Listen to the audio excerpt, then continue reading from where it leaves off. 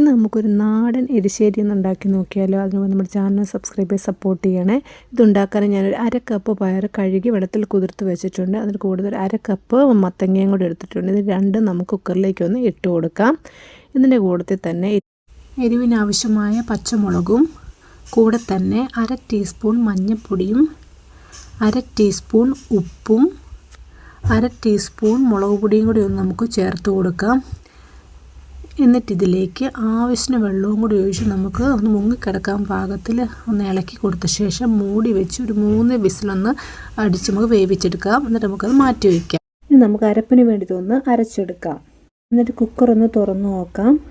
ഇപ്പോൾ രണ്ടും നന്നായിട്ട് വെന്ത് വന്നിട്ടുണ്ട്. ഈ നമ്മൾ അരച്ച് വെച്ചേക്കുന്ന അതിലേക്കൊന്ന് ചേർത്ത് കൊടുക്കുക. ഇനി ഒരു പാൻ അടുപ്പത്തേക്ക് വെച്ച് അതിലേക്ക് 2 ടേബിൾ സ്പൂൺ എണ്ണ ഒഴിച്ച് കൊടുക്കുക. അതിലേക്ക് 1/2 ടീസ്പൂൺ കടുക് ഇടുക. കടുക് പൊട്ടുമ്പോൾ അതിലേക്ക് 2 വറ്റൽമുളക് ചേർത്ത് കൊടുക്കുക.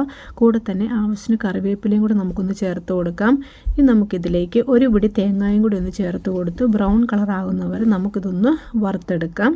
ഇതിവിടെ നന്നായിട്ട് റെഡിയായി വന്നിട്ട് നമുക്കിത് ചൂടാകാൻ വെച്ചേക്കുന്ന ആ പയറിലേക്ക് ഒന്ന് ഇട്ട് കൊടുത്താൽ നമ്മൾ അടിപൊളി ടേസ്റ്റിലുള്ള എരിശ്ശേരി ഇവിടെ റെഡി ആയിരുന്നു. അപ്പോൾ എല്ലാവരും ട്രൈ ചെയ്ത് നോക്കണേ. Tata bye bye, see U.